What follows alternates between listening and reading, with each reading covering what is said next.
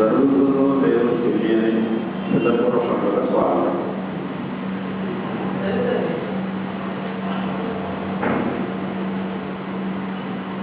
అసలు ఇంతటి ఉత్కంఠ పరిస్థితిని నా 20 ఏళ్ళ యాక్టివిస్ట్ జీవితంలో నేను ఎన్నడూ ఎదుర్కోలేదు.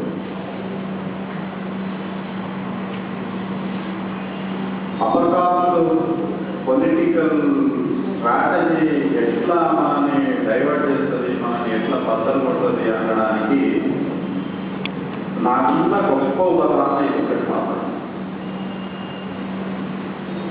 ఈ సందర్భంగా నిన్న జరిగిన ఒక ప్రక్రియను చెప్పి తర్వాత ఈ ముస్లింని, నేను ప్రోగ్రెసివ్ ముస్లింని అనుకుంటున్న శక్తులంతా కామారెడ్డి బై ఎలక్షన్స్లో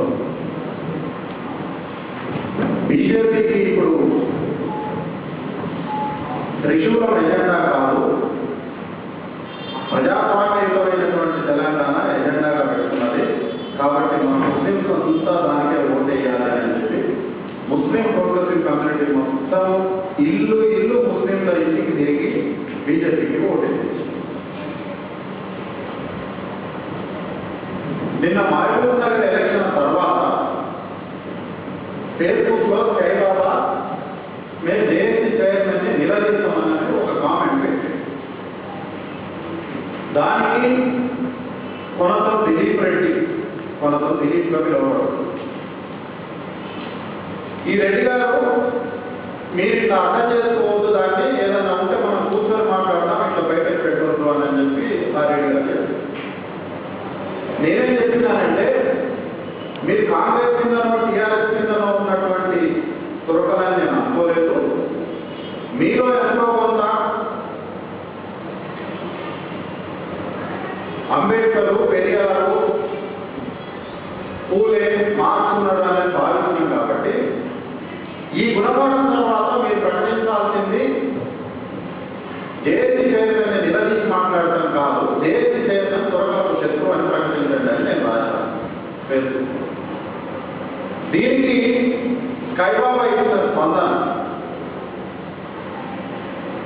నువ్వు కాదు మాకు చెప్పాల్సింది, నువ్వు పోయి నీ కృష్ణమాలి గారికి చెప్పుకో, నీ కృష్ణమాలి గారు కూడా పార్లమెంట్లో బీజేపీకి సపోర్ట్ చేసిండు అని చెప్పి ఆయన రాశారు. నువ్వు ఫేస్బుక్ లో పెడతావు, తురకల మొత్తానికి నువ్వు ప్రతినిధి కావు, మాలికల మొత్తానికి కృష్ణమాలి ప్రతినిధి కాదు, మాలల మొత్తం దుప్పటి ప్రభాకర్ ప్రతినిధి కాదు, లేదా కమ్యూనిస్టుల మొత్తం ఇక్కడ కూర్చున్న రాజేష్ ప్రతినిధి కాదు. వివిధ సమూహాల్లో ఆయా వ్యక్తుల కింద ఉండవచ్చు. కానీ నువ్వు ఒక అభిప్రాయాన్ని మాస్ డిస్కషన్ లో పెట్టినావు. ఆ డిస్కషన్ మీద నా అభిప్రాయాన్ని శత్రువుగా ప్రకటిస్తే బాగుంటుంది అని చెప్పిన. తిరిగి వేసిన ప్రశ్న నన్ను ఇంకెక్కడో ఒక దగ్గర అండగట్టేటటువంటి ప్రయత్నం జరుగుతుంది. పాపం తరం తెలియదు. అయితే ఈ మహబూబ్ నగర్ ఎలక్షన్ తర్వాత కోదండరామ్ రెడ్డి జేఏసీ చైర్మన్, ఇక్కడ నేను చాలా కుల్లాగా మాట్లాడుతా ఉన్నాను. కేవలం ఎదుర్కొన్న విషయానికి సంబంధించి నా 35 ఏళ్ల జీవితంలో నేను అనుభవిస్తున్నటువంటి ఎన్నో ఇబ్బందులు, నష్టాలు, కష్టాలు నేను ఇక్కడ అనుభవిస్తాను.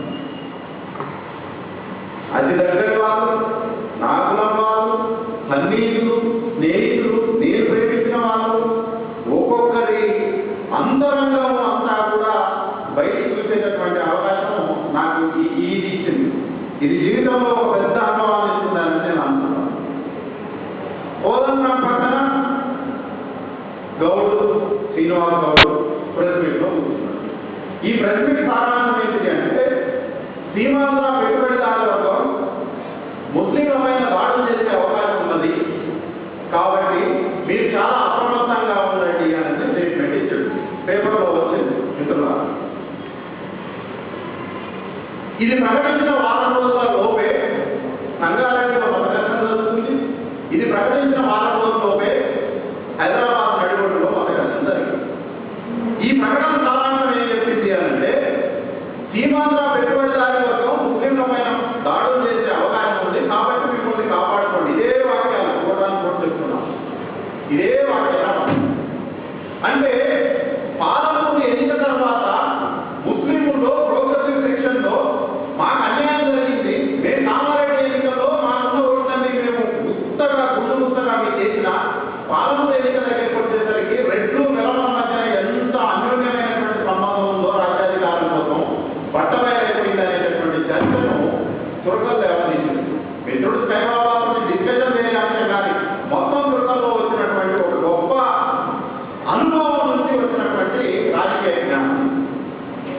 ఈ చర్చకి ఇంకా కొద్ది కాలం జరిగితే రెడ్లకు వేరవడం అర్థం జరుగుతుందని అది కాంగ్రెస్ కావచ్చు, బీజేపీ కావచ్చు, టీఆర్ఎస్ కావచ్చు, ఇంకొక పార్టీ కావచ్చు. కాబట్టి మీరు చేసిన ప్రణాళిక ఏంటి చేయాలంటే ఈ చర్చని ఎట్టి పరిస్థితుల్లోనైనా డైవర్ట్ చేయాలి. కాబట్టి కమ్యూనల్ వాయిస్ సృష్టిస్తాము అని చెప్పి ఇండైరెక్ట్ గా మీరు పెట్టి చెప్పారు. దాని సంకేతం మాత్రమే ఇది. మిత్రులారా, మీరు ఒక విషయం అర్థం చేసుకోండి. ఈ దేశంలో కమ్యూనల్ వాయిస్ జరిగిన ప్రతిసారి దాని వెనుక ఉన్నటువంటి కేవలం రాజకీయ కుట్ర మాత్రమే. అట్లా Hindu fundamental courses, article courses ఒక రాష్ట్రంలో రాజకీయ పరిస్థితుల్ని మార్చడం వరకు వందల కోట్ల రూపాయలు తీసుకుని అక్కడ కమ్యూనల్ వాయిస్ క్రియేట్ చేసిన సంఘటనలు ఉన్నాయి. హైదరాబాద్ లో మొన్న జరిగినటువంటి మక్కా మసీద్ సంఘటన కూడా అలాంటి జరుగుతుంటారు.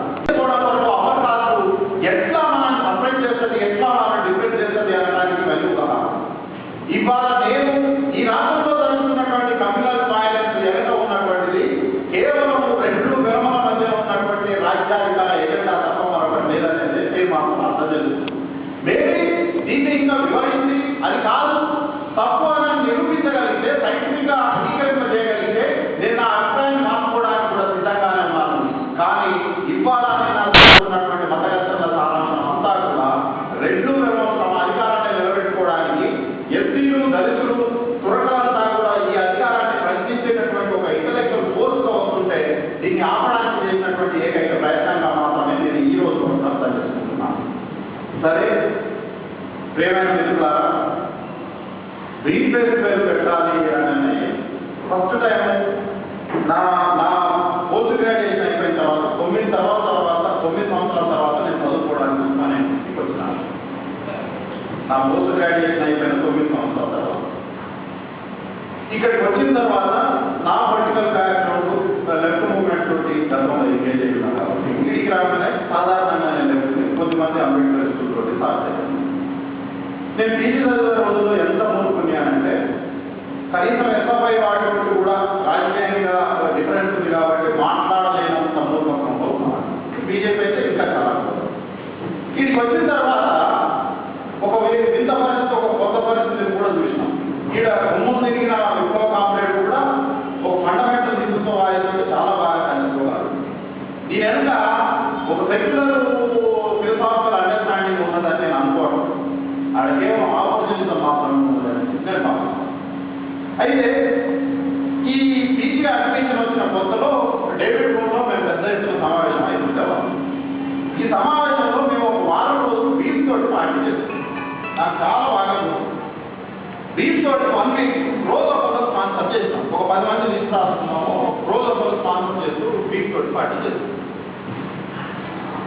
అప్పటికే ఎస్పీలో, హిందూలో, భారతదేశంలోని చాలా ప్రాంతాల్లో బీచ్ని తినడాన్ని సెక్యులర్ చేయాలనేటటువంటి ఒక డిస్కషన్ నడుస్తూ ఉన్నది. ఈవెన్ హైదరాబాద్ సెంట్రల్ యూనివర్సిటీలో కూడా సుకున్నాడు మినహా మిగతా ఏ సందర్భంలో కూడా ఉడుకొని బహిరంగంగా తినేటటువంటి అవకాశం మాత్రం లేదు. అనేక కల్చరల్ ఫెస్టివల్స్ జరిగింది. మేమేమన్నామంటే ఇంత educated society, highly educated people అంతా కూడా 100% ఎడ్యుకేషన్ ఉన్నది. ఉస్మానియా యూనివర్సిటీ అని అంటే 100% ఎడ్యుకేషన్. ఇక్కడ అటెండర్ కూడా ఎంతో కొంత చదువుకుని ఉంటాడు. 0.001 కూడా అన్ఎడ్యుకేటెడ్ మనకి ఇక్కడ కనపడదు. ఇటువంటి చోట ఒక ఆహారం నీచంగా లేదా ఒక ఆహారం పవిత్రంగా కూడా పడేటటువంటిది అన్సైంటిఫిక్ మెథడ్, అది అమానవీయమైనటువంటి సంస్కృతి. కాబట్టి దీన్ని ఖచ్చితంగా చర్చ పెట్టాల్సినటువంటి ఒక అవసరం ఉన్నది అని చెప్పి 4 ఏళ్ల క్రితం అనుకున్నటువంటి ఒక అంశం. 4 ఏళ్ల క్రితం మేము అనుకున్న నాటికి 4 ఏళ్ల తర్వాత ఇయ్యాల ఉన్నటువంటి దానికి రీడింగ్ పెరిగిన తర్వాత విపరీతమైనటువంటి కేవలం ఒక 5-6 వ్యక్తులు ఒక గదిలో కూర్చొని ఆకతాయిగా మాట్లాడుతున్నటువంటి ఒక అంశము, అది మొత్తం భారతదేశంలో ఉన్నటువంటి కమ్యూనల్ పాలిటిక్స్, ఈ హిందుత్వ పాలిటిక్స్ కి కనెక్షన్ ఉన్నది అనేటటువంటిది దాని నుంచి ఎంగేజ్ అవుతున్నటువంటి క్రమక్రమంగా నాలెడ్జ్ తెలిసింది. ఎంత కనెక్షన్ ఉన్నది అంటే ఒక పుట్టు ఎక్కడైనా సరే నీచంగా కూడా పడటము అనేది కేవలం అది కులానికి మాత్రమే లేదా కేవలం అది అంతరాంతరానికి మాత్రమే సంబంధించిన అంశం కాదు, మాత్రమే కాదు. ఆ అంశం వెనక ప్రధానమైనటువంటి రాజకీయ ఎజెండా ఉన్నది. ఆ రాజకీయ ఎజెండా ఒక జంతువు చుట్టూ పవిత్రత మంది, ఒక జంతువు చుట్టూ ఆ హోలీనెస్ నుంచి మొత్తం తురకలకు వ్యతిరేకంగా ఉన్నటువంటి ఎస్సీ ఎస్టీ బీసీ తర్వాత మిగతా ఫోర్సెస్ అంతా ఏకం చేసి ఈ ఫోర్సెస్ నుంచి పొలిటికల్ గా గెయిన్ కావడం వరకు హిందూ కమ్యూనల్ పాలిటిక్స్ ఎట్లాంటి ఎజెండా రచించుకున్నదో రీడింగ్ చదువుతున్నా కొద్ది మా అవగాహనలో అవగాహన విపరీతంగా పెరిగేటటువంటి పరిస్థితి. ఇమ్మీడియట్గా అనుకున్నది ఏంటంటే కనీసం చర్చనైనా తీసుకొని రావాల్సినటువంటి ఆలోచన ఉన్నదనుకున్నాం. ఆనంద్ సడన్ గా ఈఎస్ఎల్యూలో చాలా కాలం తర్వాత మా పిల్లలు ఒక ప్రయత్నం చేశారు. ఆ ప్రయత్నం ఏంటి అని అంటే నిషాని రమేష్ సెక్రటరీగా ఎన్నికయ్యాడు, మెస్ సెక్రటరీగా. వాడు ఏం చేసిందంటే ఏప్రిల్ నెలలో బీట్ పెడదామని అనుకుంటున్నామన్నా మీరంతా రావాలి అని అన్నారు. మేము పోయాం. నిజానికి అంత పెద్ద థ్రెట్ ఉన్నదని నిర్వాహకులు ఊహించడం లేదు. వంటోళ్ళు అంగీకరించలేదు, సామాన్లు ఇచ్చే పరిస్థితి లేదు. వంటోళ్ళని నేను ఇక్కడ నుంచి నేను వినడానికి పోదాం అనుకున్నాను, వంటోళ్ళని పట్టుకొచ్చిపోయినాను. అది పోయిన తర్వాత మాంసం ఇంకా అప్పటికి రాలేదు. అక్కడ నిలబడి మాంసం తెప్పించి వండిపిస్తున్నటువంటి క్రమంలోనే ఏబీవీపీ పెద్ద అయితే వాళ్ళు క్లైమ్ చేస్తారు, ఏబీవీపీనే ఆంధ్రాన్ని క్లైమ్ చేస్తారు. కానీ ఏబీవీపీ మాత్రమే కాదు, ఏబీవీపీ ఆ ఎజెండా తీసుకుని వచ్చినటువంటి వ్యతిరేకతతోటి మిగతా రాష్ట్రాల నుంచి వచ్చినటువంటి 20-23 ఏళ్ళలో పిల్లలంతా కూడా దానికి వ్యతిరేకంగా చేసిరు. దాంట్లో ఉత్సవోసిరు, రాళ్ళేసిరు, మురికాలలో ఉన్న దాన్ని తీసుకొచ్చి అన్నపడేసిరు. ఒక మనిషిని 1,00,000 సంవత్సరాలుగా ఎంత నీచంగా చూసేటటువంటి హైయెస్ట్ రేట్ ఉంటుందో అంత నీచంగా ఆ ఇన్సిడెంట్ ప్రవర్తిస్తున్నారు. నేనేం చేస్తున్నానంటే లేదు మా వాళ్ళు దీన్ని తిందామని. ఎట్టి పరిస్థితుల్లో నేను ఒప్పుకునేది లేదు. దీన్ని తినడం నేను ఎట్టి పరిస్థితుల్లో ఒప్పుకోను. ఒకటి అవమానిస్తామంటే తినడం కాదు, తిరిగి దీన్ని ఈ తునకల్ని ఈ ఎత్తు తునకల్ని సెక్యులర్ చేయాల్సినటువంటి బాధ్యత మన పైన ఉంది. కాబట్టి ఎక్కడైతే వాడు తినడానికి వీల్లేదు అనడో ఉత్తమోసిన దాన్ని నేను తినడం కాదు, వాడు ఉత్తమోసి అవమానించిన తునకల్ని క్యాంపస్ మొత్తం వెదజల్తా అని చెప్పి మన పిల్లలు మొత్తం కూడా దాంట్లో ఎత్తుకొని ఆ మొత్తం హాస్టల్లో మొత్తం వెదజల్లి పడేసి ఇమ్మీడియట్లీ పోలీస్ ఫోర్స్ వచ్చింది. నేను మెస్లోకి ఎక్కడ రాలేదు, బయట వండుకున్న దాన్ని ఎక్కడ తింటామో కూడా ఇక్కడ నిర్ణయించబడలేదు. కమిటీ తీర్మానం జరిగింది. అయినా కూడా పోలీస్ పీపుల్ కానీ యూనివర్సిటీ కానీ ఎక్కడ కోఆపరేట్ చేయలేదు. తీరా అక్కడ ఒక డిస్టర్బ్ చేసిన తర్వాత పోలీస్ పీపుల్ వచ్చి దాన్ని దాని విషయాన్ని మొత్తం సమాజంలోకి తీసుకొని పోకుండా ఉండటం వరకు ఎంత ప్రయత్నం చేయాలో అంత ప్రయత్నం చేశారు. యూనివర్సిటీలో ఉన్నటువంటి బ్రాహ్మణ వర్గం, దళిత బ్రాహ్మణ వర్గం, దంజాలు దళిత బ్రాహ్మణ వర్గం కూడా దాన్ని ఎంత ప్రయత్నం చేయాలో అంత ప్రయత్నం చేసింది, ఆపే ప్రయత్నం చేసింది. అయితే ఆ తర్వాత వచ్చినటువంటి డిస్కషన్లో ఇది ఉస్మానియా యూనివర్సిటీలో జరుపుకోవాలని ఏదైతే ప్రతినిధులు మాట్లాడారు కాబట్టి ఉస్మానియా యూనివర్సిటీలో పెట్టి చూద్దాము.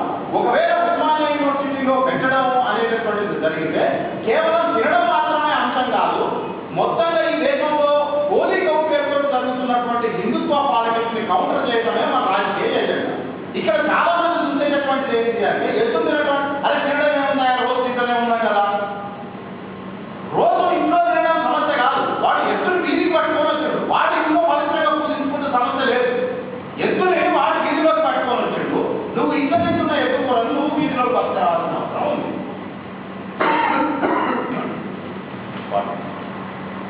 ఇవాళ మాలా మార్కెట్ కూడా లంబాడి గూడాలోకి వినాయకుడు ఏ మార్కెట్ మీరు మాలా మార్కెట్ లంబాడి గూడాలో 5 ఏళ్ల నుంచి వినాయక చవితి మాలా మార్కెట్ కోరలంతా కూడా కాషాయ రిబ్బన్లంతా తలకు కట్టుకొని ఎగిరేటటువంటి ఒక వాతావరణం వచ్చింది.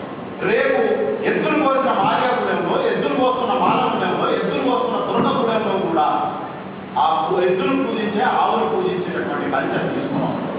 ఎవరికి ఇది బిగ్ థ్రెట్? మొట్టమొదటి థ్రెట్ దీనివల్ల దళితుల్ని కూడా దుర్గలకు వ్యతిరేకంగా ఒక ఫోర్స్ లాగా తయారు చేస్తా ఉన్నారు కాబట్టి దుర్గలకు థ్రెట్. తర్వాత ఈ రాష్ట్రంలో ఉన్నటువంటి లేదా ఈ దేశంలో ఉన్నటువంటి ట్రెడిషనల్ కమ్యూనిస్ట్ థ్రెట్. తర్వాత ఈ అట్టడుగు అనగారిన కులాల వర్గాల మధ్య ఉండేటటువంటి రాజకీయ ఐక్యతను బద్దలు కొట్టేటటువంటి మనమందరం ఏకం కాకుండా కాపాడేటటువంటి థ్రెట్. అయితే చేతులు దండం పెడుతున్న అనిపిస్తున్నారు. ప్రాక్టికల్ గా మీకు ఎటువంటి అభిప్రాయాలైనా ఉండవచ్చు.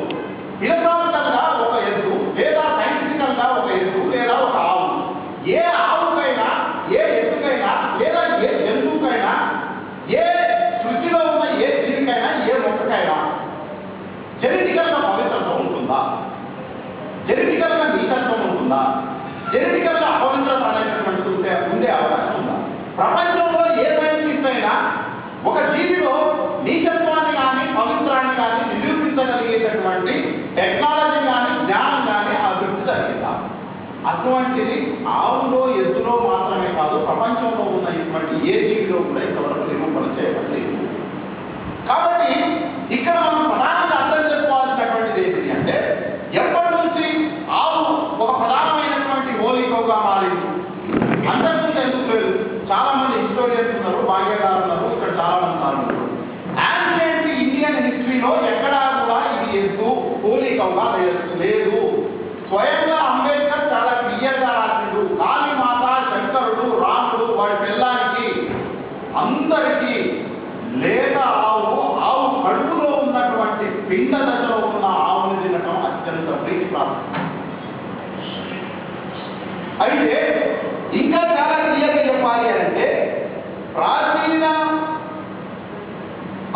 రైటింగ్ ఉన్నటువంటి ఎవిడెన్సెస్ లో, వేదాల్లో, ఉపనిషత్తుల్లో, స్మృతుల్లో ఈ హిందుత్వం ఏదైతే ఫాలో అవుతా ఉందో మనుస్మృతి, ఆ మనుస్మృతిలో కూడా, యజ్ఞవల్క స్మృతిలో కూడా ప్రతి ప్రాచీన గ్రంథంలో ప్రతి చోట ఎద్దులు తినడం సర్వసాధారణం, బ్రాహ్మణులు చాలా ప్రశాంతంగా తినరు. అయితే ఇక్కడ బుద్ధుని సూచించే పని కొద్దిమంది బ్రాహ్మణులు చేస్తూ ఉన్నారు. బ్రాహ్మణులైన దళితులు కూడా కొద్దిమంది బుద్ధుడిని సూచించే ప్రయత్నం చేస్తున్నారు. బుద్ధుడు సత్యనారాయణ కూడా అది కావడానికి 3 రోజుల ముందు కూడా పంచమాంసం తిన్నాడు కదా, కోర్టు తిన్నాడు కదా. మరి 3 రోజుల తర్వాత బుద్ధుడు అహింసా సిద్ధాంతాన్ని బోధించిందా? లేదా ఇది చనిపోవడానికి అంటే ఒక 20 ఏళ్ళు 30 ఏళ్ళ ముందు నుంచి అహింసా సిద్ధాంతాన్ని బోధించింది. బుద్ధుడు యజ్ఞయాగాల పేరుతో జరుగుతున్నటువంటి అత్యంత భయానకమైనటువంటి హింస పద్ధతిని తీవ్రంగా వ్యతిరేకించుడు. ప్రజలు మనకి ఇచ్చేటటువంటి ఆహారాన్ని ఏది నిరాకరించడానికి బుద్ధిజం సిద్ధపడదు. అట్లా ఈయన అశోకుడు కూడా చట్టాన్ని తీసుకొచ్చినప్పటికీ యజ్ఞయాగాల పేరుతో జరుగుతున్నటువంటి ఒక భయంకరమైనటువంటి లక్షలు వేలలో జరుగుతున్నటువంటి ఆవుల గోవలని అశ్వమేధ యాగాన్ని వ్యతిరేకించడం తప్ప బుద్ధుడు ఎక్కడ, అశోకుడు ఎక్కడ తన జీవితంలో మాంసాహారంగా శాకాహారంగా ఉన్నట్టు కనపడదు కదా. అయితే ఇక్కడ అసలు మన మధ్య ఒక ఐడియాలజికల్ కాంట్రడిక్షన్ ఉన్నదా, లేకపోతే మన అవసరాలు మనల్ని కాంట్రడిక్షన్లో పెడతా ఉన్నాయా? ఏదో అర్థం చేసుకోలేనటువంటి ఒక సందిగ్ధ అవసరం బయలుపడుతుంది. అయితే నేను ఇక్కడ ఇంకా చాలా క్లియర్గా నేను ఈ మాటలు మాట్లాడుతుంటే నేను మరింత సంక్షోభంలోకి వెళ్ళిపోతున్నా అనేది అనుక్షణం నా మెదడుని దూరంతోటి గుచ్చుతున్నట్టుగా నాకు అనిపిస్తాను. రేపు నా భవిష్యత్తు ఏం కాబోతా ఉన్నారో, నేను ఇప్పటిదాకా ఎవరినైతే నన్ను నమ్ముకొని చూస్తా ఉన్నానో వాళ్ళే నన్ను ఎట్లా థ్రెట్ చేస్తా ఉన్నారో అవన్నీ కూడా ఉంది. అయినప్పటికీ నేను మాట్లాడలేకుండా ఉండలేకపోతాను. నేను ఇక్కడ ఏం చెప్తా ఉన్నానంటే, ఏదైనా కాంగ్రెస్ పార్టీ, బీజేపీ, టీఆర్ఎస్, టీడీపీలో ఉన్నటువంటి రాజకీయ నాయకులు నువ్వు ఏదైతే అంబేద్కరిజం గురించి లేదా బుద్ధిజం గురించి మార్క్సిజం గురించి మాట్లాడుతా ఉన్నావో, నిన్నెంత వాటి తొప్పాలనో కాంగ్రెస్లో ఉన్నటువంటి మంత్రులకు తెలుసు, కాంగ్రెస్లో టీడీపీలో ఉన్నటువంటి మంత్రులకు తెలుసు, ప్రధాన మెయిన్ స్ట్రీమ్ పొలిటికల్ పార్టీలో ఉన్న వాళ్ళకి అందరికీ తెలుసు. కానీ మనకు వాణ్యత వాటి తొప్పాలనో మనకి ఏమీ తెలియదు.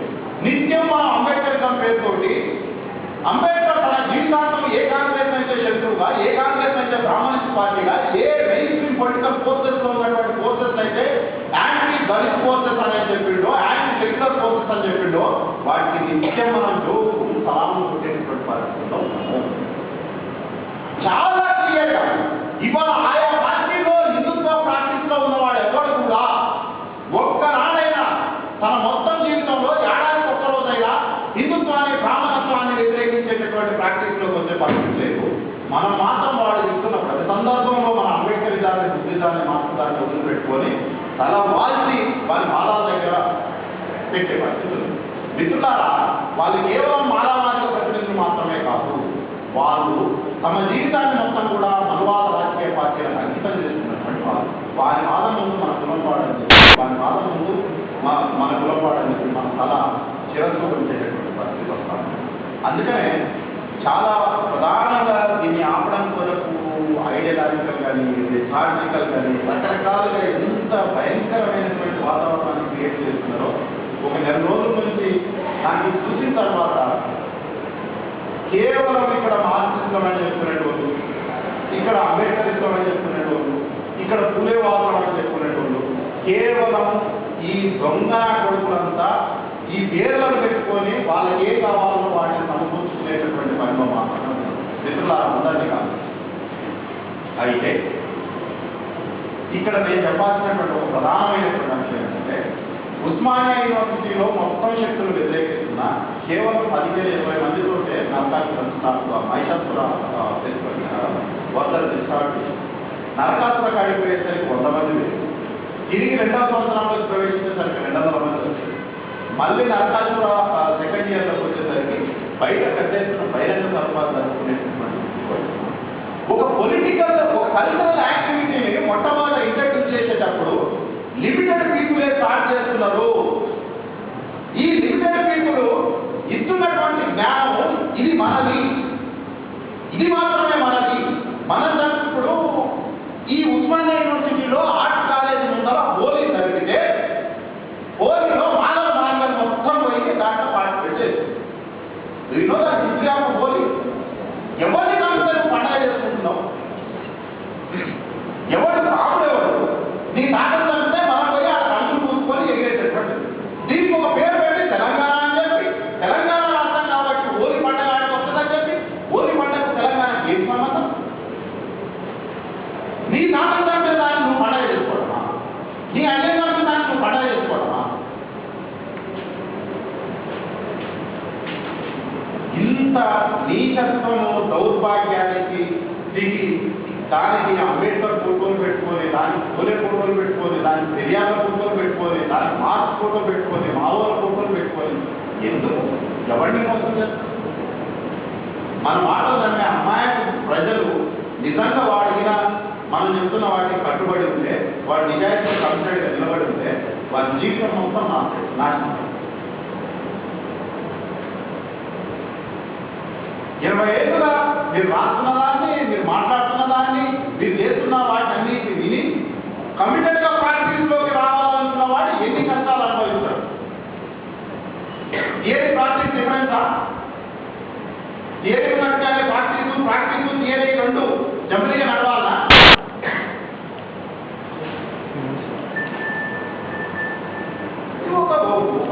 ఒక భయానకమైనటువంటి స్థితి ఆవరించుకున్నది ఉస్మానియా యూనివర్సిటీలో. అయితే నేను చాలా క్లియర్గా చెప్పదలుచుకున్నటువంటి ఒక విషయం ఏంటంటే మీరు సైంటిఫికల్గా చూడదలిస్తేనేమో ఏ జంతువు కానీ ఏ జీవాన్ని కానీ తినడము విషం కాదు. విషం కానంత వరకు ఏ ఆహారాన్ని తీసుకోవచ్చు. ఇది బుద్ధం, ఇది మార్క్సిజం, ఇది సైన్స్, ఇది technology. Buddhism Marxism science technology విరుద్ధంగా, సైన్స్ టెక్నాలజీ బుద్ధిజం మార్క్సిజానికి విరుద్ధంగా. విషతుల్యం కానంత వరకు ఏ ఆహారాన్నైనా తీసుకునేటటువంటి పరిస్థితి ఉండాలి. రెండు నీచత్వము పవిత్రత అనేటటువంటి ఏ ఆహారాన్ని ఉండదు, దాన్ని అంగీకరించాల్సిన అవసరం లేదు. ఒకవేళ పవిత్రమైన వాడికి అది పవిత్రంగా ఉండొచ్చు, కానీ మనం మాత్రం తినవచ్చు. మూడో విషయం, స్ట్రాటజికల్గా మనకి ఏదైనా ప్రాబ్లం ఉందా కలిసి కూర్చొని మాట్లాడుకొని దాన్ని మనం డీల్ చేసేస్తాడు. అంబేద్కర్ 6 నెలలు మాత్రమే మంత్రి పదవి చేసింది. కేవలం మంత్రి పదవిలో ఉండటం వల్ల తన మొత్తం సమాజానికి నష్టం జరుగుతుంది. మంత్రి పదవిలో ఉంటే తన చుట్టూ ఉండే 10 మందికి 20 మందికి లాభం జరుగుతుంది అని అనుకునే దాన్ని వదిలిపెట్టి దేశం మీద పడి రాష్ట్రం డెవలప్ చేస్తుంది. ఇలా మన పరిస్థితి తెలుస్తుందంటే మన యాక్టివిస్టులకు అందరికీ అవకాశాలు దొరకాలంటే, మన యాక్టివిస్టులకు అందరికీ ఉపాధి దొరకాలంటే మనకు ఎవడో కాంగ్రెస్లోనో టీడీపీలోనో బీజేపీలోనో ఇంకో దాంట్లో ఉంటాడు. వారిని నమ్ముకొని మనం ఇక్కడ నలుగురిని సభ చేసి వారికి ఇబ్బంది అయినప్పుడల్లా మనం ఇక్కడ ధర్నా చేయగలిగితే మనం సెట్ అయిపోతాం. వాతావరణం మిత్రులారా అందరికీ చేతులకి నమస్కరిస్తాం. Mainstream upper caste political ఫోర్సెస్లో ఉన్నటువంటి వాళ్ళు ఇక్కడ ఉన్నటువంటి చిన్న చిన్న అంబేద్కరిజానికి పూలేజానికి కట్టుబడి ఉన్నటువంటి శక్తుల్ని ఎట్లా వాడుకోవాలో వాళ్ళు వాడుతున్నారు. కానీ మనం ఆ స్పృహను కోల్పోయి ప్రవర్తించేటటువంటి తీరు నడుస్తూ ఉన్నాయి. వీలైనంత మేరకు ఎంతలో కొంతైనా దాన్ని కట్టుబడి ఉండేటటువంటి ప్రయత్నం జరిగితే బాగుంటుందని ఆశిస్తాము. మొదలు పెట్టేటప్పుడు చాలా ఇబ్బందులు ఉంటాయి, కానీ దాన్ని మొదలుపెట్టి పోయేటటువంటి ప్రయాణ క్రమంలో మనతో పాటు 100 వేల లక్షలుగా ఉంటుంది. మొత్తంగా ఈ కార్యక్రమం నేను అనుకునేది కేవలం సైన్స్ మాత్రమే కాదు. ఇవాళ మన దుర్గాల్ని రక్షించుకోవడానికి ఎస్సీ బీసీల మధ్యన మైనార్టీల మధ్యన ఒక పొలిటికల్ అలయన్స్, ఒక కల్చరల్ అలయన్స్, పరస్పరం మనల్ని రెస్పెక్ట్ చేసుకునే వాతావరణం ఉండాలి అంటే ఖచ్చితంగా ఇట్లాంటి పండుగలు జరపాల్సినటువంటి అవసరం ఉంది. కొద్దిమంది మీరు పండగనే మీరు గ్లోరిఫై చేస్తా ఉన్నారు. పండగ అనేది గ్లోరిఫికేషన్ కాకుండా పండగ అని చెప్పడము అంటే ఎదుగువ తిరగకపోవడంలో మాస్ మూమెంట్ అని చెప్తారు. అంతకు మించి మీరు కాదు. ఈ అవకాశం ఇచ్చినటువంటి కాలేజ్ ఆచార్యులకు ధన్యవాదాలు. వీలైనంత ఎక్కువ దీని మీద డిస్కషన్లు, డిబేట్ పెట్టి మనం మాట్లాడుతున్న డిమాండ్లు ఎంత సెక్యులర్ డిమాండ్, ఎంత డెమోక్రటిక్ డిమాండ్ అనేది జరిగింది. నేను అనుకునేది ఏంటి అంటే కనీసం వీలున్న వాళ్ళు రాయగలిగే వాళ్ళు, పాడగలిగే వాళ్ళు, మాట్లాడగలిగే వాళ్ళు దీన్ని సెక్యులరైజ్ చేస్తూ డెమోక్రటైజ్ చేస్తూ భవిష్యత్తు తరాల్లో అందరూ తినే ఆహారం కూడా ఎదుగురా ఆవుకూర తినగలిగేటటువంటి ఒక సెక్యులర్ కల్చర్ని అట్లా ఎస్టాబ్లిష్ చేయగలిగినప్పుడే దొరకని హిందువు, హిందువులు దొరక, ఎస్సీని బీసీ, బీసీని ఎస్సీ వీళ్ళందరూ సమానంగా అర్థం చేసుకునే ఒకరినొకరు పరస్పరం గౌరవించుకునేది మాటల్లో గౌరవం కాదు, అలవాటుని జీవితాన్ని గౌరవించడం నేర్చుకోవాలి. అటువంటి వాతావరణం రావాలని దాని వరకు ఇక్కడ ఉన్నటువంటి హిందువులందరూ తమకు ఉన్నటువంటి జ్ఞానాన్ని పదులు పెట్టాలని చెప్పి ఈ అవకాశం ఇచ్చి నన్ను మాట్లాడాలని కోరుతున్నాను. నిర్వాహకులకు ప్రత్యేకంగా ధన్యవాదాలు.